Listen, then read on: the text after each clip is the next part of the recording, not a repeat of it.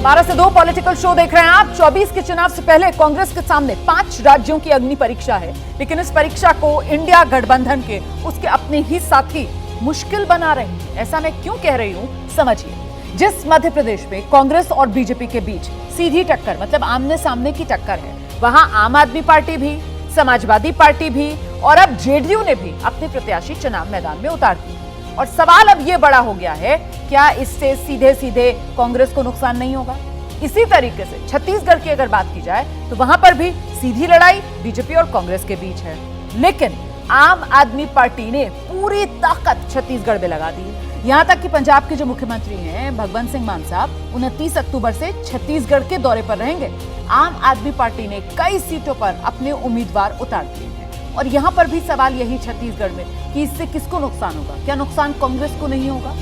ऐसे में सवाल कांग्रेस के लिए था, लेकिन उससे भी महत्वपूर्ण ये कि 24 के लिहाज से इंडिया गठबंधन के भविष्य को लेकर इंडिया का ये दलदल संग्राम 24 तक आखिर इसका क्या होगा अंजाम, ये बहुत महत्वपूर्ण हो जाता है। सेठिया साहब, ये जिस तरीके से विधानसभा चुनाव और यहाँ पर एक दूसरे के साथ गुत्थम गुत्था ही कहेंगे इसको चुनाव के मैदान में, और फिर 3 महीने बाद चाहेंगे कि चुनाव मैदान में 24 की सियासी बिसात पर जब उतरे तो फिर जनता इनको एकजुट माने।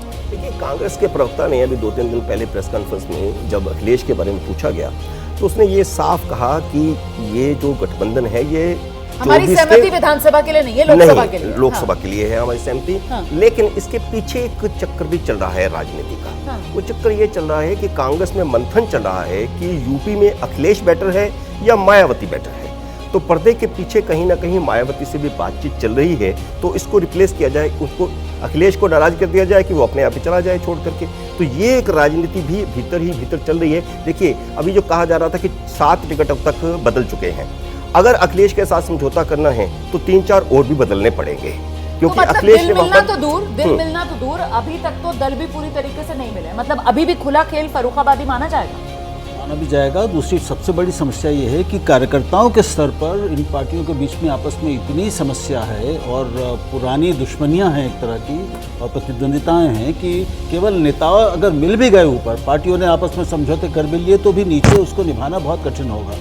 तो ये जो बुनियादी समस्याएं हैं इस गठबंधन के साथ, जो स्ट्रक्चरल इश्यूज़ हैं, ये इनका कोई उपाय है नहीं, कोई समाधान है नहीं, और यही चीज़ उसको सबसे ज़्यादा कमज़ोर बनाती है बीजेपी के मुकाबले में, जो बहुत ही ज़्यादा सुगठित, संगठित और सुसज्जित पार्टी है इस समय। ये इससे कभी निकल नहीं पाएंगे। ठीक, बिल्कुल सही कह रहे हैं। देखिए, मैं हमेशा एक बात कहता हूँ, आप लोग ये समझिए कि ऐसा नहीं है कि कोई जल्दीबाजी में ये सब बयान हो रहे हैं, ये यथार्थ है। और मैं डे 1 से ये बात कहता था कि इंडी अलायंस अभी एक केवल सोच है, एक ख्वाहिश है, उसके अलावा अभी कुछ नहीं हुआ है। देखिए, सच्चाई ये है कि इसमें एक राष्ट्रीय पार्टी है, बाकी क्षेत्रीय पार्टियां हैं। क्षेत्रीय पार्टियां जितनी हैं वो सब कांग्रेस को हटा करके अस्तित्व में आई हैं। और अब क्या होता है कि क्षेत्रीय पार्टियों को ये डर है कि अगर कर्नाटक की स्थिति शुरू हो गई तो जो वोट बाबरी विध्वंस के बाद जो माइनॉरिटी अलग अलग स्टेट क्षेत्रीय दलों के पास पहुंच गई थी, उसकी शुरुआत कांग्रेस में कर्नाटक में पहली बार हो गई कि वो कांग्रेस में लौटी है। अगर यही बात बंगाल, बिहार, उत्तर प्रदेश और सब जगह होता है तो क्षेत्रीय दलों के लिए संकट की बात है। इसलिए ईमानदारी की बात क्या है कि क्षेत्रीय दल कुछ त्याग नहीं करना चाहते। सारी दलों के लिए स्थिति वैसी हो गई है, एक तरफ कुआं दूसरी तरफ खाई, लेकिन पहले विवाद होता है और फिर समाधान की बात भी कह दी जाती है। समाजवादी पार्टी वाला जो मामला पिछले दिनों देखा गया था, उसमें ऐसा ही हो चुका है और इसी को लेकर अब सवाल यह है कि इंडिया की ये जो आपसी लड़ाई 24 तक क्या खत्म हो जाएगी खाई, क्योंकि कहीं ना कहीं वो पैचअप की जो कोशिश है वो भी बहुत तेज नजर आती है हर तरफ से। बिल्कुल बातचीत हो रही है, लेकिन मुझे लग रहा है कि कांग्रेस को मध्य प्रदेश में दोहरी चुनौती का सामना करना पड़ रहा है। एक तो अपने बागी उम्मीदवारों से उनको बहुत चुनौती मिल रही है, इसके अलावा समाजवादी पार्टी ने जिस हिसाब से कैंडिडेट उतार दिए, वहाँ पर आम आदमी पार्टी ने अपने हिसाब से कैंडिडेट उतार दिए। देखिए, 2018 के चुनाव में कांग्रेस और बीजेपी में सिर्फ 0.13% का वोट का फर्क था। बीजेपी को 0.13% ज्यादा वोट मिले थे और 4 सीटें ज्यादा मिली थी, 5 सीटें ज्यादा मिली थी मध्य प्रदेश में अंदर। ऐसे चुनाव में जो कांटे की टक्कर है, वहाँ पर कांग्रेस के बागी और आम आदमी पार्टी और समाजवादी पार्टी, जिसका उत्तर प्रदेश की जो बॉर्डर मध्य प्रदेश से जुड़ती है, वहाँ उसका रीवा के क्षेत्र में अच्छा प्रभाव है। लास्ट टाइम एक विधायक भी उनका जीत के आया था। ऐसे में कांग्रेस के लिए बहुत बड़ी मुश्किल होगी स्पष्ट बहुमत की सरकार बनाने में। मुझे ऐसा लग रहा है कि कांग्रेस को किसी भी इस तरीके से आम आदमी पार्टी और समाजवादी पार्टी से मध्य प्रदेश में गठबंधन कर लेना चाहिए या उन्हें चुनाव लड़ने के लिए मना लेना चाहिए। अदरवाइज कांग्रेस को उम्मीद में बहुत बड़ा नुकसान होने जा रहा है मध्य प्रदेश के अंदर।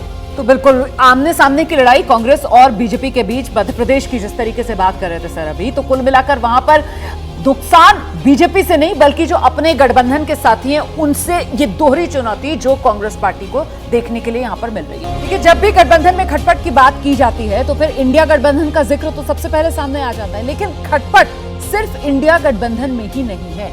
एक खटपट जो है वो एनडीए के भीतर भी चल रही है। हरियाणा, जिस जेजेपी की बैसाखी पर बीजेपी की हरियाणा में खट्टर सरकार चल रही है, उसी जेजेपी ने राजस्थान में बीजेपी के खिलाफ चुनाव मैदान में उम्मीदवार उतारने का फैसला कर लिया है। दरअसल बीजेपी जेजेपी में बात नहीं बन पाई है राजस्थान चुनाव को लेकर, और सूत्र ये बता रहे हैं जेजेपी राजस्थान में 10 सीटें मांग रही थी, लेकिन जब बात नहीं बनी तो जेजेपी ने प्रत्याशी उतार दिए। पहली लिस्ट में 6 सीटों पर ऐलान भी कर दिया है। आगे भी कुछ और प्रत्याशी चुनाव मैदान में जेजेपी की तरफ से उतार दिए जाएंगे। तो सीट शेयरिंग को लेकर ये बवाल है। एनडीए का भी इंडिया जैसा हाल है सेठिया साहब। देखिए, जाट जो है ना मोटे तौर पर राजस्थान में रहता है कांग्रेस के साथ। ओके। लोकसभा चुनाव में जरूर जाट भारतीय जनता पार्टी के साथ आया है, लेकिन असेंबली में आप पूरा इतिहास देख लीजिए, जाट हमेशा रहता है कांग्रेस के साथ। भले ही जाट वहाँ ज्यादा है, राजपूत से ज्यादा है। तो मतलब जेजेपी का चुनाव मैदान में उतरना ये बीजेपी के लिए फायदेमंद होगा और कांग्रेस को नुकसान कांग्रेस पहुंचाएगा। को नुकसान होगा। जी, राजस्थान में एक बड़ी इंटरेस्टिंग बात हो गई। जेजेपी ने कांग्रेस के विधायक है उसकी वाइफ को महिला कांग्रेस का अध्यक्ष बनाया और वहाँ की एक सीट है वहाँ से उम्मीदवार घोषित कर दिया, और उसका हस्बैंड वहाँ से विधायक है ऑलरेडी। कांग्रेस ने वो सीट होल्ड पे करी है। कांग्रेस उसी विधायक को टिकट देने वाली है। ऐसी स्थिति में पति पत्नी दोनों चुनाव लड़ेंगे। पत्नी जेजेपी से चुनाव लड़ेगी और कांग्रेस का विधायक कांग्रेस से चुनाव लड़ने वाले हैं। तो ऐसी कई सीटों पे तो मतलब राहुल जी, इंडिया गठबंधन और एनडीए गठबंधन दोनों बिल्कुल अलग अलग।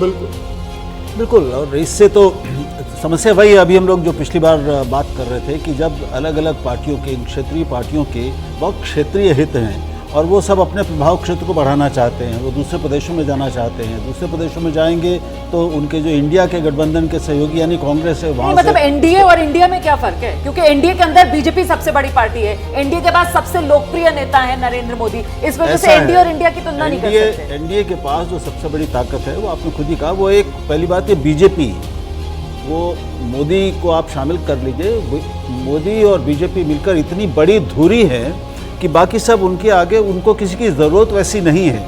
ये तो वो बड़ी कृपा कर रहे हैं एक तरह से छोटे दलों पर कि उनको अपने साथ रख रहे हैं, एक आभास देने के लिए कि हमारे साथ और भी लोग हैं। लेकिन बीजेपी को इस समय आभास देने के लिए किया जा रहा है क्या? बीजेपी को इन साथियों की जरूरत नहीं है या फिर वो जीत के लिए जरूरी है ये साथी? मैं आऊंगी सर, आऊंगी, इस पर चर्चा आगे बढ़ाएंगे। 12 से 2 पॉलिटिकल शो देख रहे हैं आप। देखिए, 5 राज्यों में विधानसभा चुनाव और यहाँ पर एक तरीके से जो एनडीए और इंडिया गठबंधन है, सीट शेयरिंग को लेकर दोनों में ही बवाल है। कंपैरिजन किया जा सकता है एनडीए वर्सेस इंडिया का? रामकृपाल जी, देखिए, मैं एक चीज कहता हूँ कि गठबंधन का मतलब, पार्टी और गठबंधन का फर्क क्या है? गठबंधन का मतलब होता है कि मतभेद के बावजूद सहयोग, ये गठबंधन होता है। और पार्टी का मतलब क्लियर कट आइडियोलॉजी। तो देखिए, जहाँ पर मतभेद के बावजूद सहयोग जहाँ है तो थोड़े बहुत तो सब में होते हैं, लेकिन दिक्कत वहाँ पड़ती है जहाँ 5 लोग हों, 6 लोग हों और वेटेज सबका बराबर हो, वहाँ दिक्कत ज़्यादा आती है। जहाँ पे वेटेज एक पार्टी का 85% है, दूसरे का 15% है, तो वहाँ उतनी दिक्कत नहीं होती।